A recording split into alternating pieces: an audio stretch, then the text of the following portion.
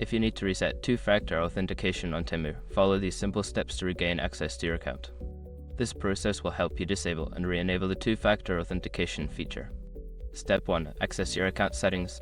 Log into your Temu account and navigate to the account settings.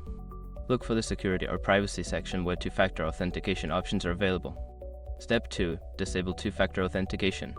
In the security settings, find the option for two-factor authentication. Select the option to disable it. You may be required to enter a verification code sent to your registered email or phone number. Step 3. Verify your identity.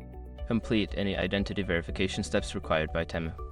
This may include answering security questions or confirming your identity through an email link or SMS code.